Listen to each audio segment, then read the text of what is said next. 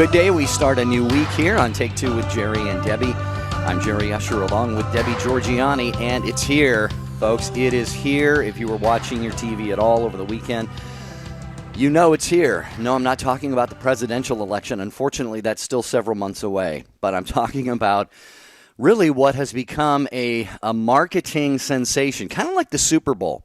Remember the first Super Bowls, they couldn't give tickets away for people to go. It was like, oh, it's a yawner, boring, whatever. These two conferences, new conference against the old conference, and this is just going to be really boring. And so, Debbie, I think through masterful marketing, it has now become virtually a national holiday. And right behind that is what's called March Madness. Now, if there are any among you who don't know what March Madness is, call in and we'll explain it to you. But, Debbie, what we're asking people today is, have you ever maybe just slipped out of the office a little bit early, taken a longer lunch break, had your computer on a game that was live, kind of peeking out of one eye of your head looking at a game while trying to get work done? In other words, have you been paying attention to games and scores when maybe you should have been on the clock? That's right. Really, in a nutshell, right there. Right. Or you pretended like you had a cough or you weren't feeling good and you had to lay down just for a few minutes and the TV set went on just as a companion. Yeah, I needed to keep me company. Right. Yeah.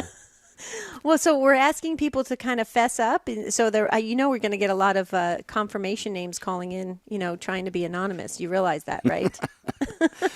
Well, this is fun. I mean, I could say that I don't know that I've taken time off specifically, but here I'll be the first to kind of point a finger at myself. Yeah, me too, Deb. I definitely at the workplace have had the computer on because some of the networks stream live on TV. Mm-hmm. And so I got a little bit of work going off to the side over here, and I got the game going on right over, on this side. So right. I'd be the first one to say, to a certain degree, I've done that. Yeah. And actually, I think back, Jerry, boy, but this is going to really date me. It was way back. Remember the Wimbledon where it was really, really exciting with John McEnroe and I just went blank. My favorite. Jimmy Connors? No, Borg. Bjorn Borg, yeah. And I actually was obsessed with that. So I can remember, setting time aside. Actually, my kids watched it with me. So that must have been when I was the stay-at-home mom. So that was okay then because we could have the TV set.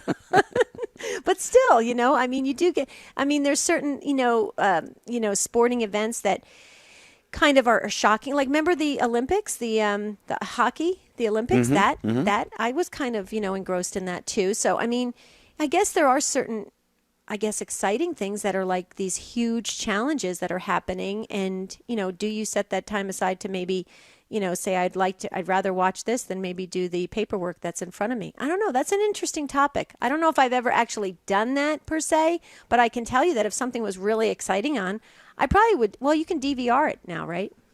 Right, absolutely. So there you go. You can watch it. I want to turn the question around a little bit to you, our listeners. 1-800-585-9396. Should there be a certain sense in which if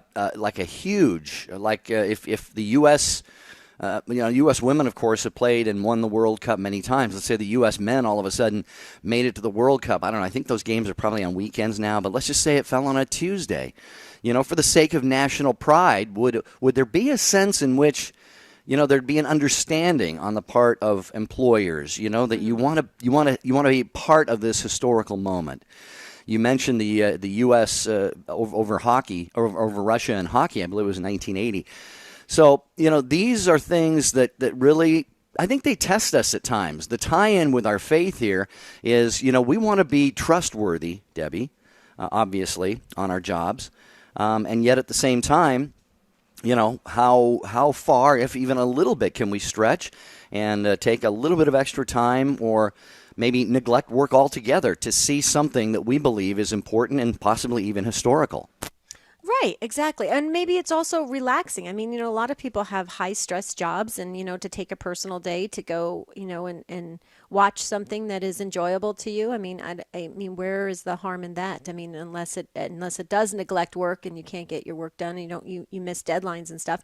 So we want to hear from you. I mean, kind of, let's just, just like we said before, just pretend that we're in your living room and you grab your, cup of coffee or your iced tea and you're sitting down and we just start talking about this and we just kind of go around the table saying, hey, did you ever take off work and, watch March Madness instead and just get, kind of sit on the couch and just relax all day? Or, have you ever done it for another sporting event? We want to hear from you and just kind of see where this goes. 1-800-585-9396. 1-800-585-9396.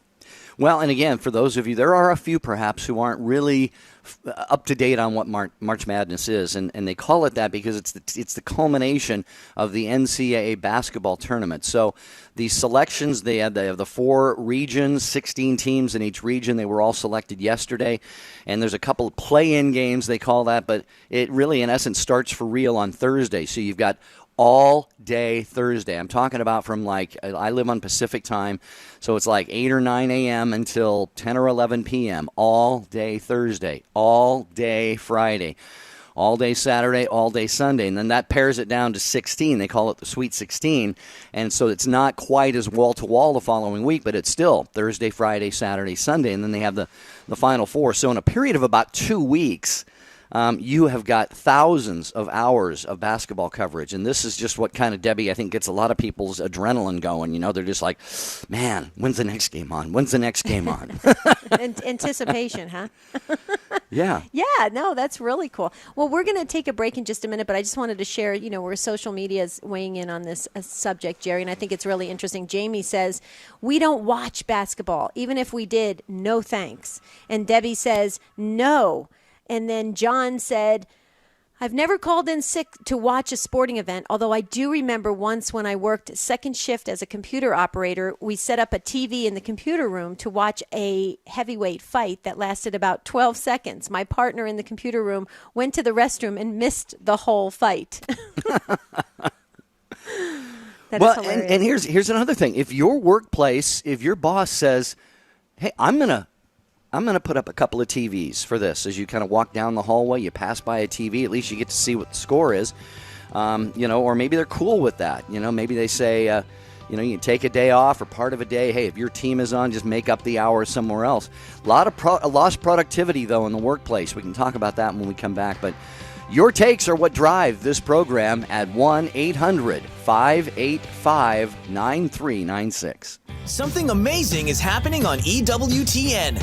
One wildly dynamic speaker and a team of young missionaries are on a cross-country road trip, spreading their message of hope in Christ. Their passion is awakening youth to the power of God's love. It's energetic, honest, affirming, like nothing you've seen on TV before. You're Amazing with Justin Fatika.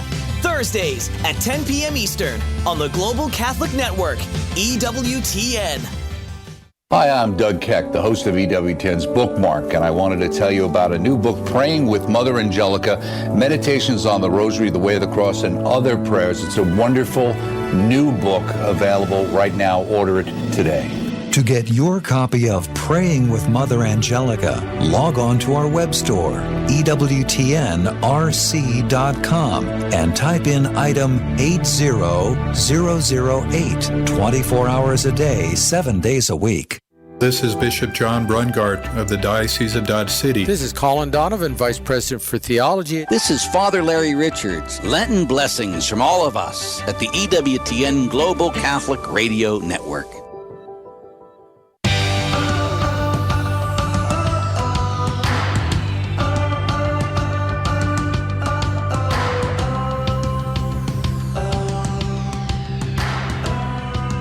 We're so glad you joined us on Take Two with Jerry and Debbie.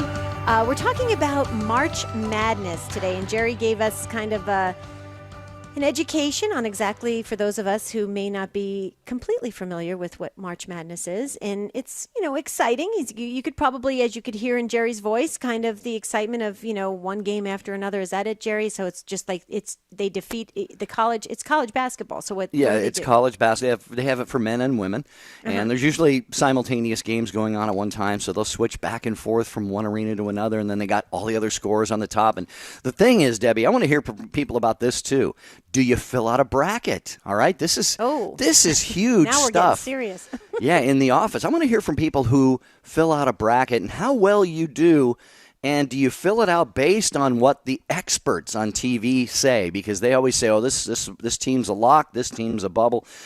So if you filled out a bracket and done well or not so well in the past, that'd be something fun to share at 1-800-585-9396. Okay, and just not to start trouble, but, I'd love to hear from the spouses of people who are, whose spouse is obsessed with March Madness. I'd like to hear from the spouse, the husband or wife that says, you know what, I can't take it anymore.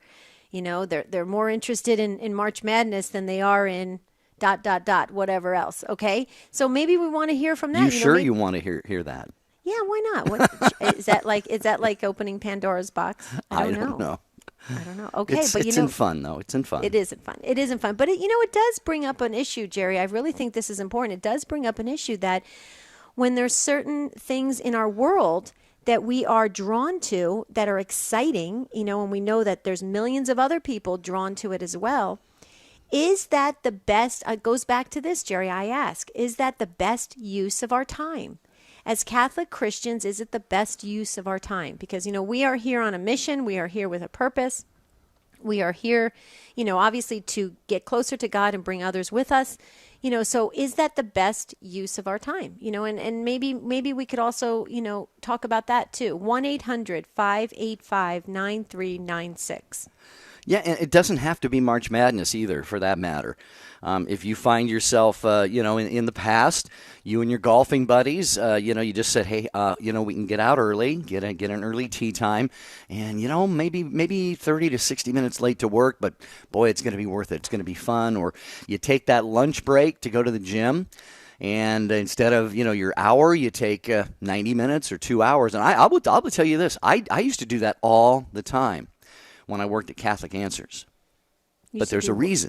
Yeah. I used to take long lunch breaks, go to the gym and work out. Oh, okay. But that's because they offered two different, work shifts, if you will. One was 6:30 to, I think, 3, and the other one was 8 or 8:30 to 5. Well, I used to love going in early because I got my best work done. So I'd get to the office every day about 6:30, but the radio show was 3 to 5. So I had basically almost an 11-hour workday. So I didn't feel bad at all taking a little bit of an extra, lunch break in a situation like that. So that doesn't really count with what I'm talking about. But no, but that anyway, kind of, yeah. But that seemed like a long day though for you. That's a long day. Yeah. But getting it broken up like that, being able to go to the gym, work off some energy, take a little sauna and a steam afterwards, a nice shower. You're just ready to go, ready to get back there and do the radio show. So 1-800-585-9396. We're talking about, again, sporting events or activities that sometimes we, I don't want to say cheat, but we fudge a little bit. We take a little bit of extra time, maybe even a day off, calling a day from work sick or something like that, because we all know people who do, all right? Now, the phones are not that busy right now, Debbie, and I suspect it's maybe because, this, folks, we're not asking you to call in, point this big, bright, shining light at yourself and say, hey, I cheated, I lied, whatever. It's just, this is just really about trying to understand, I think, the mentality, Debbie, of our approach to major events like March Madness and Wimbledon and tennis tournaments and golfing and stuff like that. Right. Well, and how about this too? I mean, since we're throwing everything out there for discussion, why not say, call in if you're just totally fed up with sports altogether. I know a lot of families that have just said, I'm done. I'm done with watching these sports. I'm done with being obsessed with them. We're not going to have this in my family. Maybe if that's your family, and you really are just really tired of all the attention going to that TV set to watch that sporting event or to rush to, the neighborhood sports grill, to sit and watch with, hundreds of your closest stranger friends. Seriously, I mean, it gets loud. My husband and I went into a restaurant last month. We went into a restaurant. It was a Sunday afternoon. We just wanted to sit down and just have a quiet meal. And there was some I don't even know what sporting event was going on, but it was packed. There must have been 15 people deep, and it was so loud, Jerry. I walked in the door and I said to my husband, I can't do this. My head feels like it's going to just pop off, my body, because it was just so much noise.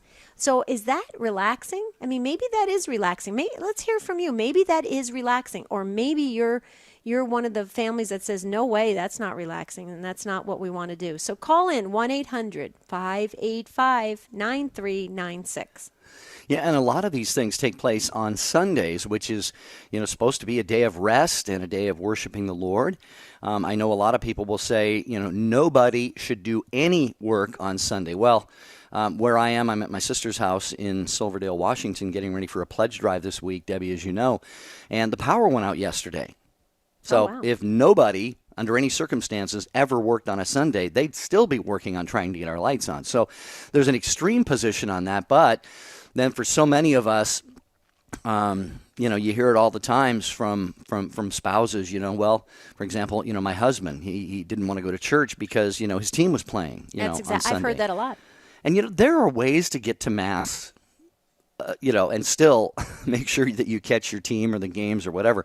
So that's another interesting take that somebody might have, how, the cultural events, sporting events, soccer, things that take place on those days when we are really called by God to make Him our focus, Him our priority, not to the total exclusion of other things. I would never take that position myself, but just making sure that He has been served and worshiped first, Debbie. I think that's an important conversation we can have as well. Yeah, that's why I was mentioning that when we went into this restaurant on a Sunday afternoon, and it was like, my goodness, if we had seen that kind of crowd in church earlier that day, we would have been like, wow, this is exciting. Our faith is, on fire, and everybody's racing to get in the church. But we saw that in a restaurant.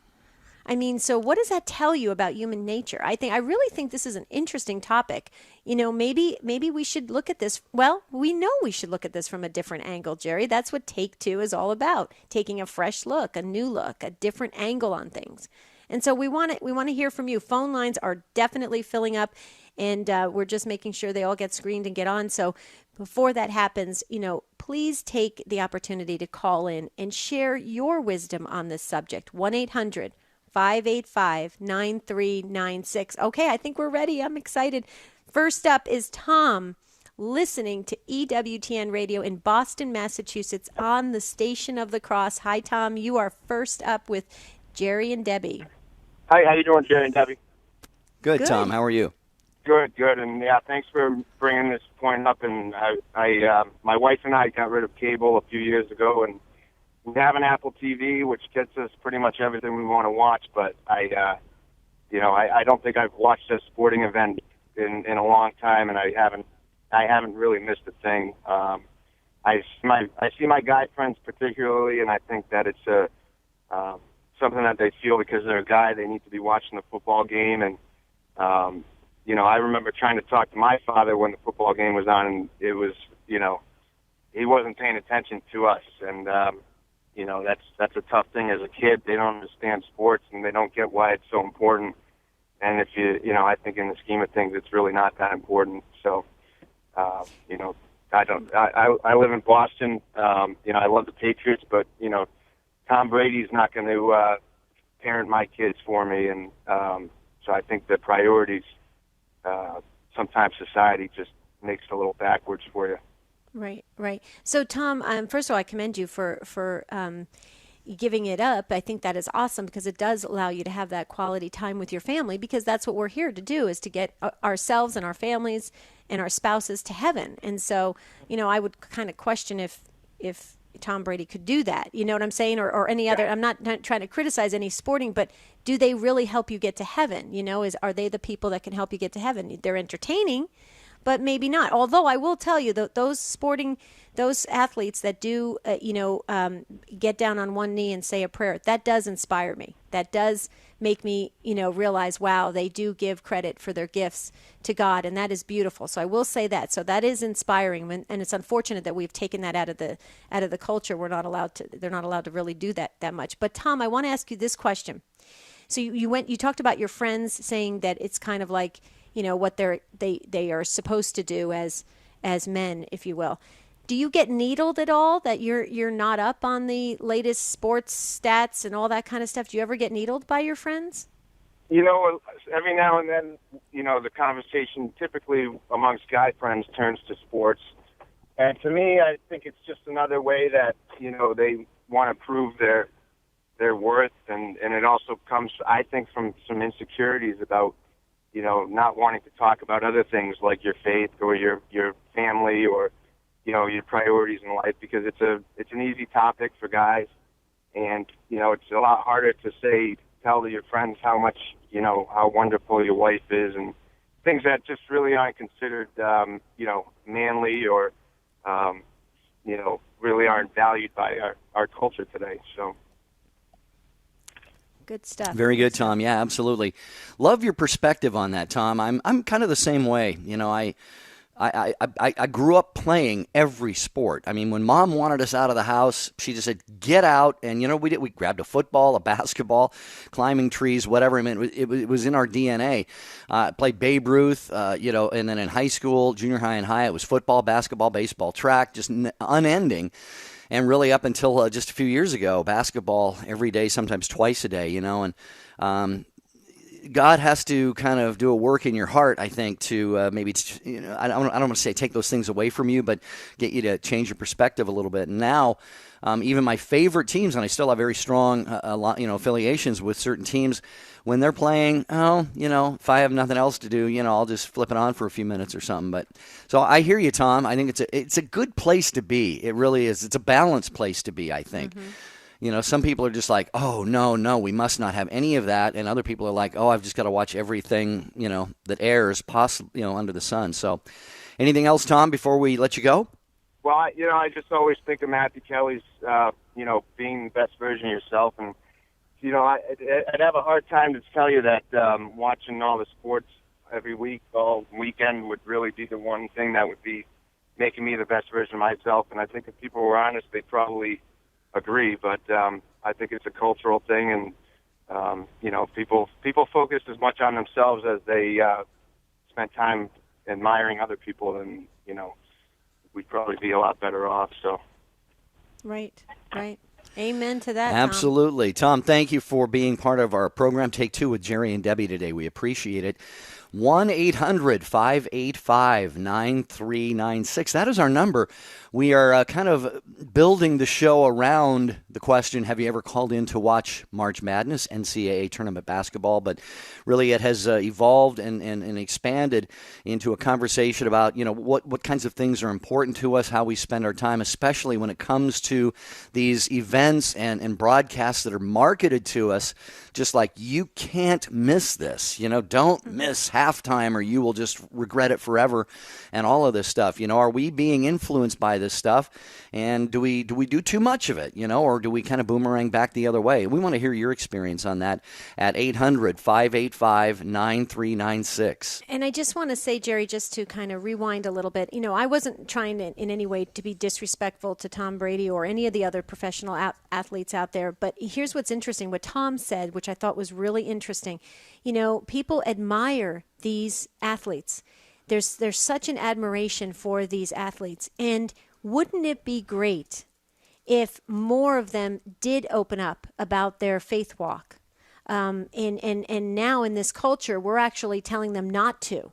We're actually shutting them down. So I do find it hard then to believe that these famous athletes and even actors and actresses, how can they be an inspiration to us? How can they lead us closer to God if they're not going to ever talk about God?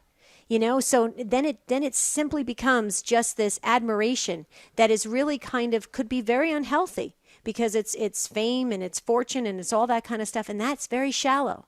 So it's very interesting now. We've taken that element away. So now what? Now what do we look towards? We look to their fame and their fortune and their talent, and wow. So see, this is an interesting twist to this subject. Go ahead, Jerry. Well, as we hear the music for the break, Cherie, you'll be first when we come back, and then Tim in Philadelphia. But Debbie, you make a great point that maybe some of our listeners would like to weigh in on. Do we hesitate to wear that Christian shirt out in public? But hey, I'll put on the jersey of my favorite quarterback any day. 1-800-585-9396. Join us with your take today. Hello, I'm Doug Keck, host of EWTN's Bookmark. I wanted to mention a new book that I wanted you to check out in time for the Jubilee of Mercy. It's A Holy Year in Rome, the complete Pilgrim's Guide for the Jubilee of Mercy by our one and only Rome correspondent, Joan Lewis of Joan's Rome. And in this book, Joan takes you back in time for a look at the history of Jubilees and then brings you up to the present with a visit to the 7 pilgrim basilicas of Rome, 4 of which must be visited by pilgrims to obtain a Holy Year indulgence. You'll discover the treasures of Rome and the Vatican, and you'll learn all about the many interesting facts, such as the difference between a church, a basilica, the significance of the holy doors, architecture, liturgical customs, and much, much more, as only Joan can bring them to life. Available through the EWTN Religious Catalog, EWTNRC.com. It's A Holy Year in Rome, the complete Pilgrim's Guide for the Jubilee of Mercy by the one and only Joan Lewis. Check it out. From the archives, this is the wisdom of Mother Angelica. But I don't know if news is news anymore. Do you think it is? When you hear that they're going to clone a human being, you know, it's hard enough to put up with some people, let alone 2 of them.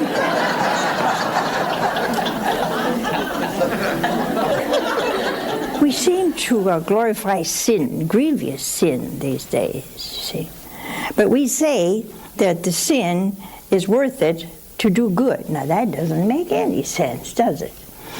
The abortion clinics sell the little fetus $600, $700, $800, $900 a piece. First we murder the child and then we sell it. For what? Oh, but it's going to cure an old woman. Well, you just killed a young one. True love is the best gift of all. For more about Mother Angelica, visit EWTNRC.com.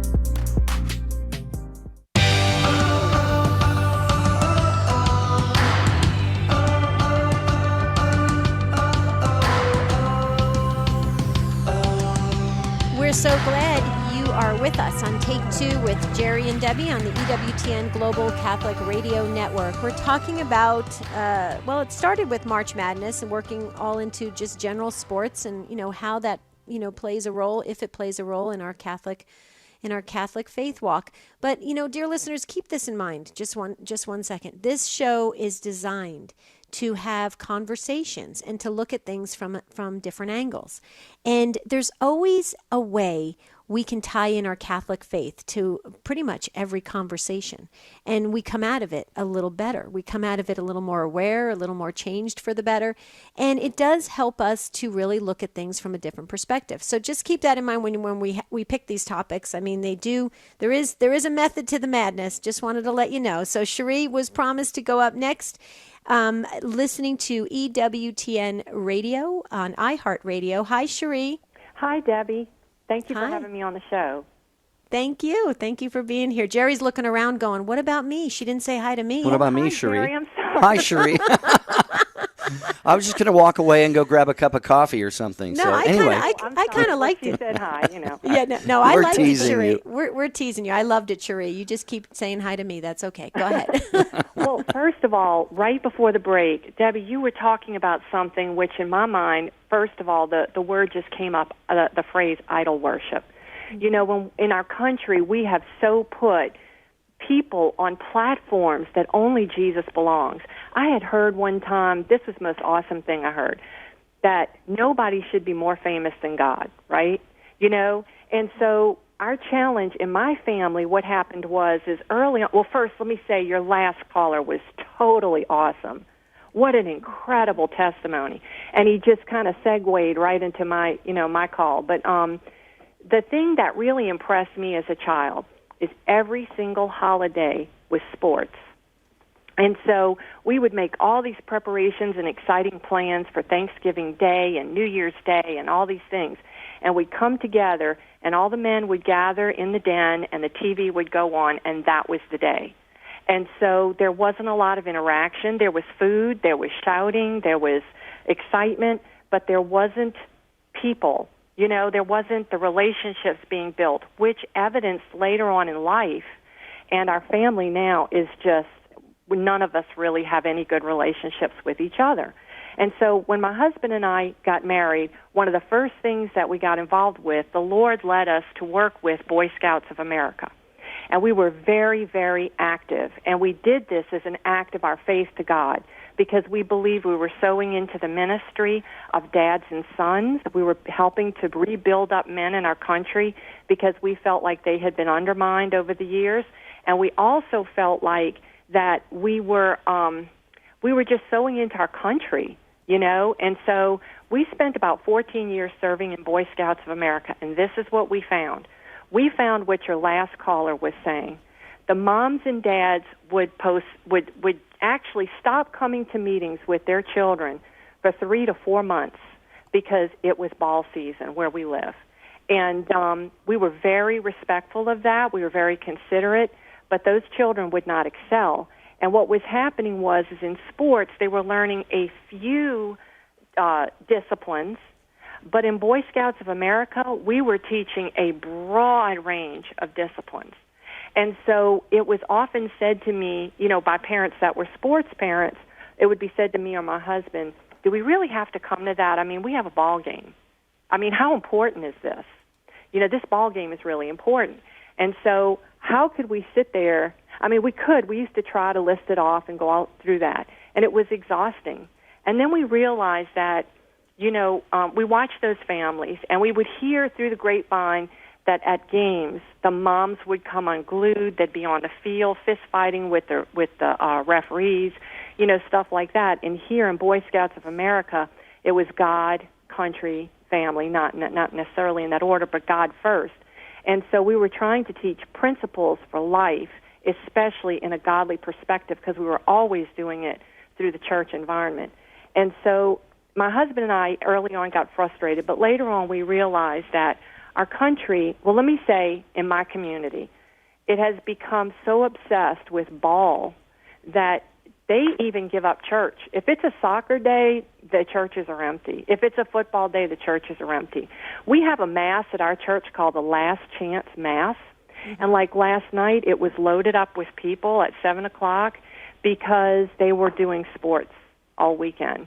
And I was glad to see them there, but that mass is kind of, you know, sort of out of control a lot. And so, you know, I just wanted to say that last caller, I'm so glad to hear what he said, because we found in our family and our life that balance is the key to having a really good family life, but you can't even get that if you don't know what your purpose is. And you mentioned it earlier, Debbie, I think in the show when you were talking about we're supposed to be here, you know, serving God and preparing for the return of Jesus Christ. Mm-hmm. And so my family and I, we didn't particularly give up sports, but we had other things like television in our house, which was going nonstop, and we would follow the news, and the news was like listening to sports. And because of certain things that happened with job loss, we had to get rid of the TV. And our family life and our relationship with Jesus Christ individually and as a family has grown like I can't tell you. I mean, we are so more productive and happier and content. And now the news, we know what's going on in the news. It's in our periphery, but our eyes are on Jesus Christ. So beautiful. I just wanted to mention that because I think it's really important for families. I'm not saying to get rid of sports. I'm just saying balance, perspective, all the good things y'all have been saying in this show. Right, so I just wanted to encourage you in what you were saying. I agree, and that was my experience. Thank you, Cherie, and please make sure that we do short takes for every show. So and you can go back and check to see who we picked for the short take, so to let other people experience the show. And that's on EWTN Catholic Radio Facebook. So make sure you check back, Cherie, because I really loved what you had to say.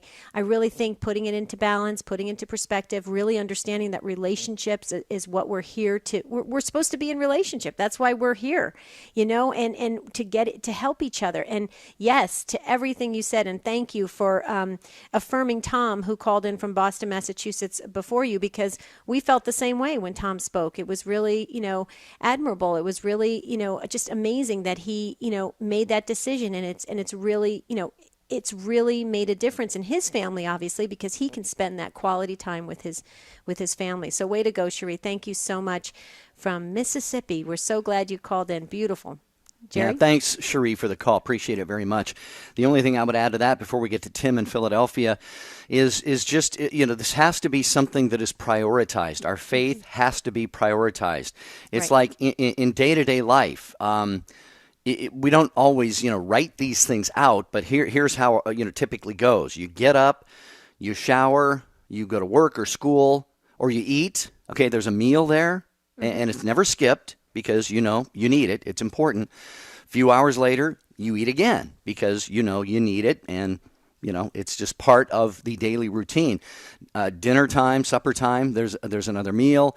There might be, going to daily mass perhaps for some people, but there's these structured moments of each day. And what we have to do is be even ruthless if we have to about our faith, Debbie, and say going to mass at least on Sunday or Saturday evening has to be a non-negotiable. It has to be put in here, and anything else we do can't touch that.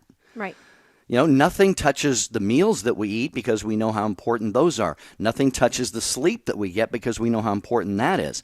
Right. So this is really at the essence of what we're talking about when we have something like a several-week, March Madness frenzy of basketball going on. Do we get swept up in that, even to the point of maybe not giving our families the attention they deserve, or, skipping out on work, or even worse yet, making an excuse not to go to church. So, all right, we got a lot more takes here. We'll try to get to all of you. Tim in Philadelphia, as promised, listening to Sirius XM 130 EWTN Radio. Hi, Tim. Welcome to Take Two with Jerry and Debbie.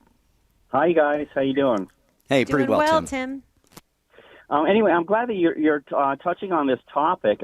In my family, my nephews and nieces on Sundays, it's just unthinkable that they would go to church because they're just completely enmeshed in these sports. And when kids get on teams like this, it becomes kind of like a major social obligation for them, and they would feel like they were letting the team down if they don't go to these. And some of these things are tournaments that the kids go to, which involves travel and so forth. So for them, it's like it's unthinkable. So, I'm very concerned that sports is usurping our culture, totally, eclipsing everything, and, eclipsing church, and also eclipsing, it wouldn't surprise me if people are not doing their, diligence at work also, so that they can watch sports. So I'm glad that you guys are touching on this topic. Let me ask you this, Tim, because you've really laid out, I think, a scenario that is far more common, I would say even rampant than people realize. But do you see, as you're observing this, one of the things you didn't mention that came to my mind, I'd love to see if you see it, because I think you do, the pressure on especially kids today to participate in these things, or else they will not be able to follow that advancement path. They all want to go through junior ball, and then they want to get to AAU, and then they want the scouts to see them, and then they want to be recruited. If they skip any of that or just show even the slightest bit of, well, I'd rather go to church than this, it seems that there could be a lot of pressure, at least put on them by coaches and organizers. I'm not saying all of them, but to say, hey, if you really want to make something of yourself in this, you've really got to come first with us. Do you ever get that sense? Oh, absolutely. Yeah, it's huge. I mean, and to kids, I mean, this is their status. I mean, that's their version of success in a lot of ways. It's it's certainly that they're not getting a lot of status from volunteering as a as a server for Mass or something like that, unfortunately. So, they're picking up a lot of their esteem this way. I got a really brief anecdote to share with you about my niece and my sister's family. They have a daughter that's going through some problems. She's a teenager, and they wanted to get her into a culture where there was more of a culture, a work ethic in that culture for school. So they sent her to a very, very prestigious and very expensive private school, near Philadelphia. And she's going there now, and the hope was that she would become more ambitious, like leaving the local school where she is and going to where it's a little bit more demanding, academically. And so what happened is she went to this school, and my sister's family is spending $36,000 a year to send her. And what happened is she picked up on this work ethic, but it's all revolving around lacrosse and not school. So now, and so at the local high school where she was a sophomore or would have been a sophomore, she was making the team, and now at this private school, she's not even, she's just going to make like the freshman team, and so she's not even reaching that status. She's not doing that well in school anymore, and so the whole thing backfired. So there's no substitute for teaching virtue, in the family, and, teaching, like a complete construct, so that you can't replace it in any of these other cultures. Right, right. See, Tim, this is exactly why we have conversations like this, because I think you said it was your niece. Is it your niece with the lacrosse? Yes. Yeah. And see, and this is what's so interesting. I mean, I'm just trying to, based on your story, think about her journey. Here she was identifying with this, strong team effort of lacrosse. And then like you said, it wasn't working out. So how is that going to affect her personally? This is really interesting. This gets into where people's, where is their identity? Where do they, place their self-worth in? And so it's really interesting, because you bring up a very good point, because I will tell you that there's a lot of people I know a lot of friends who think that their little Johnny or their little, Janie is going to be the next superstar in sports. And what is it, less than 1% or whatever even make it to the big leagues or whatever? And my goodness, what does that say? I mean, if you're putting all your effort into one avenue, what happens if that doesn't pan out? What happens in your, so your niece has to kind of scale back and redefine, who she is. I hope she's doing well, Tim. It sounds like she's still doing well though, right? She's doing okay, but she's not doing that well in school, and she's gifted, but her focus has shifted. Mm-hmm. But even like in our family, we have a consulting firm having to do with education. So education is a big thing in our family. But even for the students that we see that are clients and so forth, or in my own family, a lot of them put a lot of emphasis into academics also, and that might not pan out. So I think that the only thing that parents and families can teach their kid revolves around the virtues, revolves around the church. Right. They need to learn character, and they need to have a relationship with God, because if they don't, and if they don't develop the virtues like we used to be taught, the 7 virtues and that sort of thing, and if they don't really develop that, and they're just not going to be capable for things shifting as they do, and they're certainly not going to learn. I hear a lot about how great sports are for people, and it can be a good in some ways, but only in the context if they're prepared to learn, from those experiences. And that's what they get in the church, so it's never a substitute. Right. Wow, Tim, if you aren't already doing so, I would encourage you to think about maybe putting some of this stuff in writing, or just presenting it to parish groups, family groups, and so forth. Not as like I'm right, you're wrong, but just, hey, here are some things for you folks to think about. As you understandably, allow your kids to be in sport. I think sports are tremendously helpful, and I'm sure Tim would agree, and you too, Debbie. But again, we just get back to the heart of the conversation here. And I guess you mentioned it, Debbie, our identity, who we are. And I think of his name now is Brother Matthew. He's with the Norbertine Brothers and Priests in Orange, California.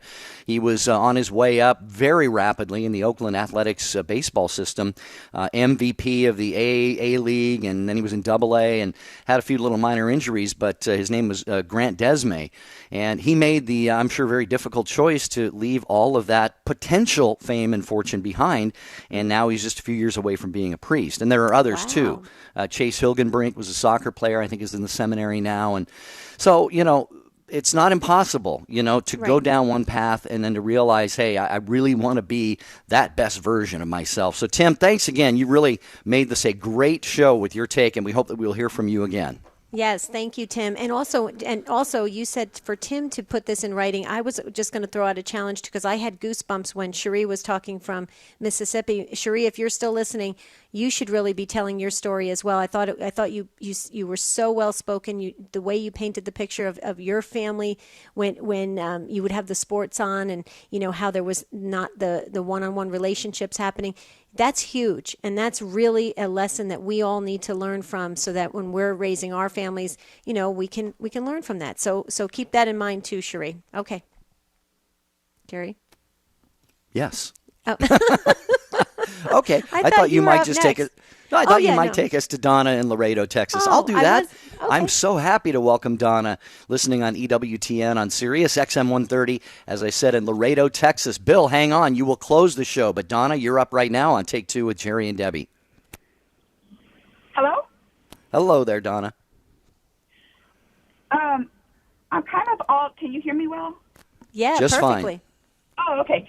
I'm kind of all over the place with this subject because I'm already 55. I've raised my family.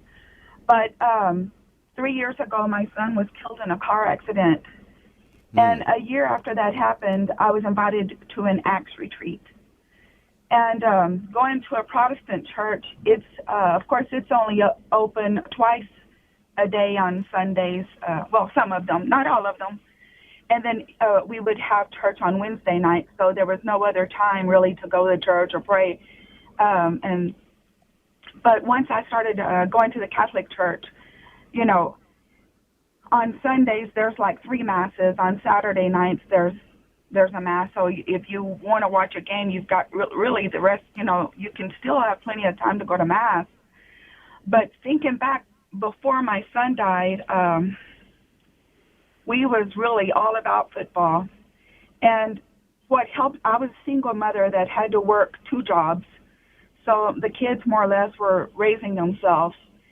And the football coaches were the ones that helped me to keep the boys in line, because if you don't make good grades, if you're not doing well in school, you can't play football. So I relied on the football coaches to help me with my sons. And the football did help with their anger management.